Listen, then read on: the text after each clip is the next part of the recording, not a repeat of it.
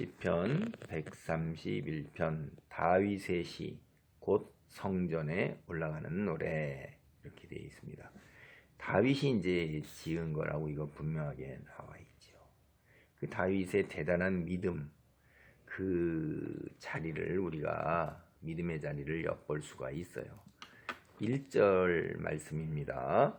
여호와여, 내 마음이 교만하지 아니하고 내 눈이 오만하지 아니하오며 내가 큰 일과 감당하지 못할 놀라운 일을 하려고 힘쓰지 아니하나이다. 이 시편이 다윗이 굉장히 어려움과 고통을 겪을 때 쓴 시라고 일반적으로 알려져 있습니다. 우리가 앞에서 살펴본 것처럼 다윗이 사울을 피해서 도망갈 때 그 에돔 사람 도에게 밀고로 인해 갖고 그 아히멜렉의 제사장 일족 85명이 다 죽임을 당했죠. 그게 이제 사무엘상 22장에 나오는데, 이때 그 아픈 심정, 그러니까 이게 도망 다니는 시기에 있을 때 그 가슴에 통안이 밀려오는 거지요. 자기 자신의 처지도 처지이려니와 자기로 인해서 무고한 사람의 일족이 다 그렇게 죽임을 당하는 거에 대한 그 가슴 아픈 것, 참 뭐라 형언하기 어려운 것입니다.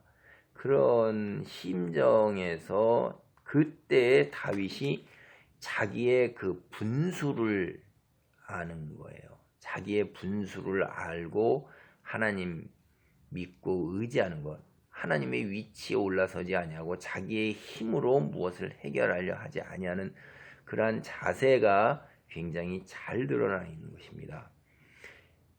마음이 교만하다 한다는 것은 이게 인간이 이제 자기 중심으로 내가 일을 계획해서 내 힘으로 이제 그 계획한 대로 추진하고 이러는 거죠. 그리고 눈이 오만하다는 것은 우리 일단 이런 교만과 오만의 자리, 탐욕의 자리에 이르게 되는 것은 안목의 정욕으로부터 비롯되는 거예요. 눈으로 보기 때문에 우리가 창세기에서 처음 봤을 때 아담과 하와의 사탄이 다가옵니다. 뱀으로 상징이 되어 있죠. 이야기가 다 은유와 비유로 되어 있는 거예요. 그때 생명나무 실과를 갖다가 하와가 볼 때 보암직도 하고 먹음직하다. 눈으로 먼저 어떻게 됐어요? 죄를 짓는 거예요. 그러니까 눈에서 보았을 때 그게 탐욕이 일어나는 것입니다. 그러니까 우리가 볼 것을 봐야 되지 보지 못할 것을 보는 것, 이것도 안 좋은 거고, 그 다음에 또한 이 뒤에 가면 큰 일과 감당하지 못할 놀라운 일, 그것을 보는 거예요. 그걸 볼 때 거기에서 이제 탐욕이 일어나게 되고 자기가 거기에 집착하게 되면서 교만의 자리에 앉게 되는 거예요. 교만의 자리라는 것은 기본적으로 아담과 하와가 앉고자 했던 자리가 교만의 자리인데 재판장의 자리에 앉는 거예요. 선악과를 따먹었다 한다는 것 자체가 학자들 중에서는 그것이 상징과 비유로서 재판장의 자리에 올라서는 거다. 그때 사탄이 뭐라고 유혹을 하냐면 내가 이것을 먹으면 눈이 밝아져서 하나님과 같이 되리라 하는 거예요. 눈이 밝아져서 안목의 정욕 있죠? 그게 다 채워지는 거예요. 그래서 내가 하나님과 같이 된다는 거예요. 하나님이 뭐냐면 통치자고 재판장이에요. 하나님이 최종 결정을 내리시는 분이라 이 말이에요. 그렇게 할 능력이 있는 거예요. 그러니까 이 교만이라는 것은 스스로가 하나님의 자리에 올라서는 것입니다. 자기가 계획하고 그 다음에 자기가 일을 이루어 나가는 것이 자기의 의지대로 이루어 나가는 거예요. 자기가 정한 목표를 자기가 이루어 나가는 것입니다. 그리고 자기의 생각 기준으로 모든 것을 다 어떻게 하죠?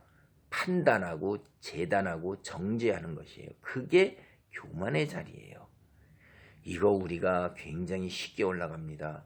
나는 절대 그러지 아니한다 이렇게 얘기하지만은 사실은 우리가 이게 굉장히 어려운 거예요. 이게 정말로 어려운 거예요.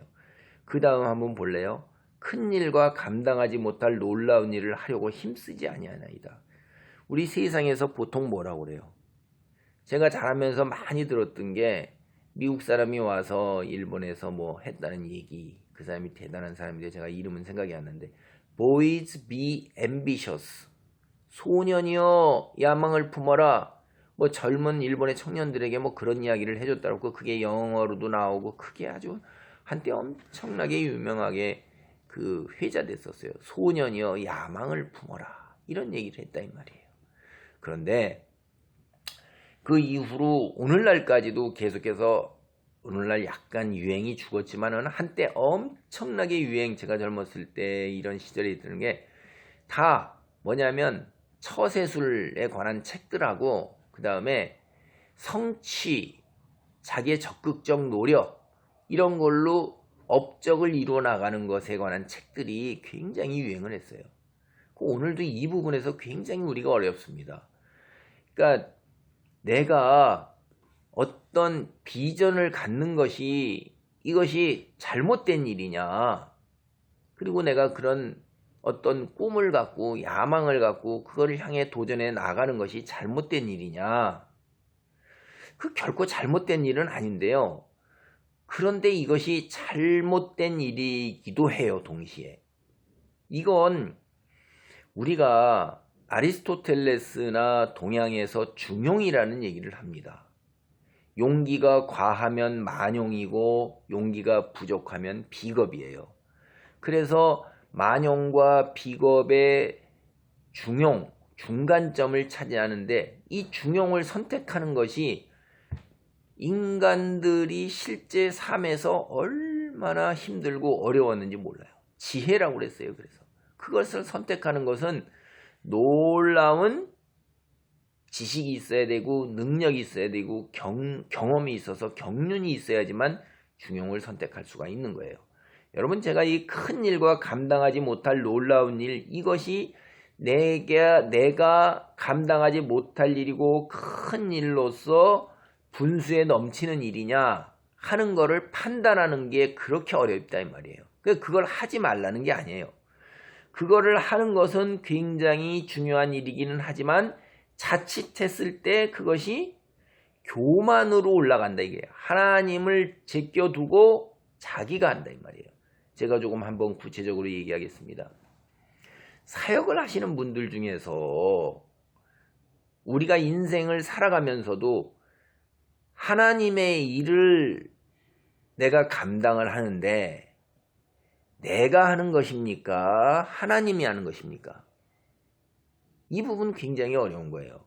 여러분은 흔히들 당연히 하나님이 하는 것이지요. 이렇게 놓고 기도했다고 그러고 많이 응답받았다고 그러면서 그 목표를 갖다가 자기가 설정하고 그 목표를 향해서 자기의 힘으로 열심을 다해서 나가잖아요. 열심을 다해 나가는 게 잘못됐다는 게 아니에요. 제가 열심을 다하는 거는 굉장히 중요한 거예요. 세상의 법칙은 노력하고 애써야 돼요. 그리고 그 처분을 누구에게 맡기는 거예요? 하나님께 맡기는 그런 자세가 필요한 거예요. 그런데 우리는 흔히 어떻게 하냐면 목표를 정하고 그 목표를 향해서 저돌적으로 돌진해 나가요. 나가는데 그 걸림돌이 되고 되지 아니하고 이런 거에 대해서 낙담하고 좌절하고 실망을 하고 그러죠. 그것도 당연한 거라고 저는 봐요. 그래서 하나님께 더 나아가는데, 그런데 기본 관점이 굉장히 중요한 거예요.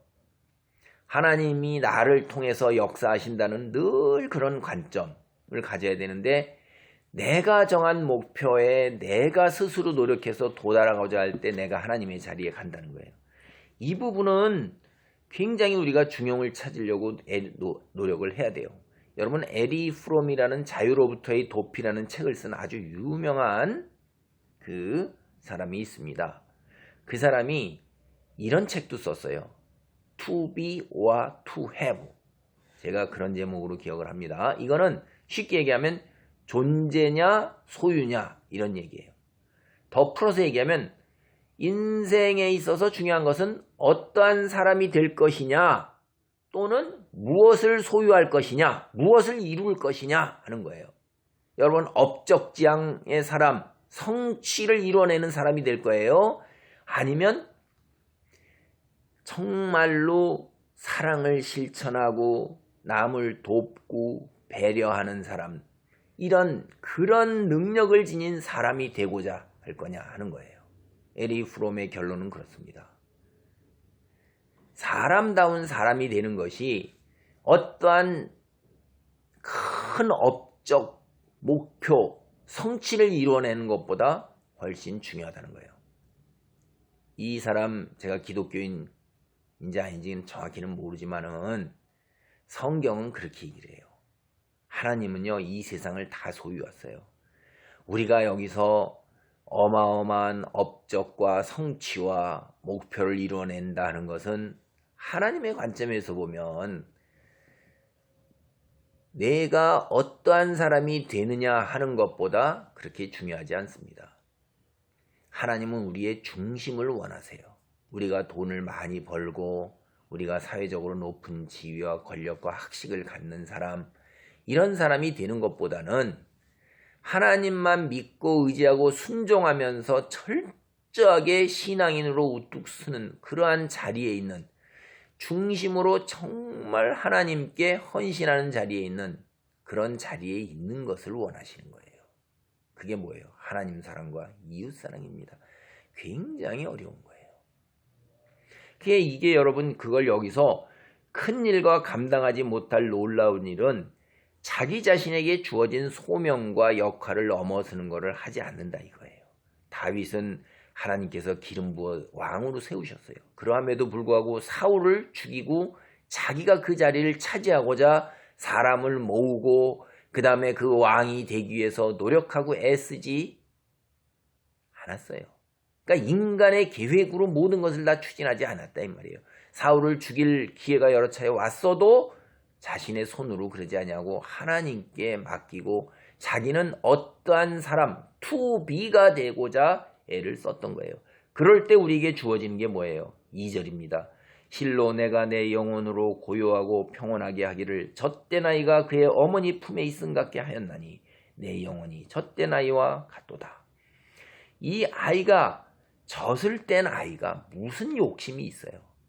세상에 아무 욕심이 없어요. 그저 어머니가 젖을 주는 것에, 그리고 어머니 품 안에 있는 것이 그 인생의 전부예요. 그게 전부 만족함이에요. 거기에서 말할 수 없는 행복과 평안함을 누리는 거예요. 걔가 뭐 공부를 더 잘해야 하고 재능을 개발해야 되고 뭐 사회적 지위를 얻어야 되고 이런 거 아니에요. 우리는 어떤 사람입니까? 하나님의 품 안에 있는 사람이에요. 이게 큰 일과 감당하지 못할 놀라운 일을 하려고 힘쓰지 아니할 때에, 즉 교만하고 오만하지 아니할 때에 어머니 품에 있는 젖된 아이와 같은 평온함을 우리가 누릴 수 있고 영원으로도 그러한 평안을 누릴 수가 있는 거예요. 그래서 이스라엘아 지금부터 영원까지 여호와를 바랄지어다. 이스라엘 민족 나의 백성이요. 바로 이러한 믿음의 자리, 이러한 믿음의 자리에 있으면서 영원한 삶을, 하나님과 함께하는 영원한 삶을 세상의 것들보다 더 사모하면서 그렇게 나아가기를 다윗이 간절히 기도하는 것입니다. 이 노래를, 이것을 이스라엘 민족들이 전 세계에 오면서 절기 때에 성전에 예배드리러 올라가면서 이런 노래를 부른 거예요. 신앙을 확인하는 것입니다. 신앙이 무엇인가를 다시 확인하고 세상에서 지친, 세파에 지친 나의 몸과 마음을 다시 여기에 비추어 보는 것입니다. 우린 세상 속에서 살 때 세파에 힘들어요. 먹고 살기 힘들죠. 경쟁에서, 인간관계에서 지치고 피곤하고 힘든 겁니다. 그럴 때 뭘 생각해야 돼요? 젖된 아이, 어머니 품에 있는 아이, 내 영혼이 하나님 믿고 의지하고 순종하면서 주께서 먹이시고 입히시고 채우신다는 그 말씀 믿고 의지하고 영원한 세월, 잠깐 순례자로서 지나가는 인생, 나그네와 같은 인생 생각하면서 다시 한번 내려놓고 그 욕심을 털어내고자 하는 겁니다. 그런 마음에서 이런 기도를 올리고 찬송을 올렸던 거예요. 여러분은 어떠십니까? 세파에 시달리고 힘들고 고단하고 피곤하고 아프지 않습니까? 내려놓으시고 하나님께 나아가서 이런 젖대나 이와 같은 평안을 누리시기 바랍니다. 샬롬.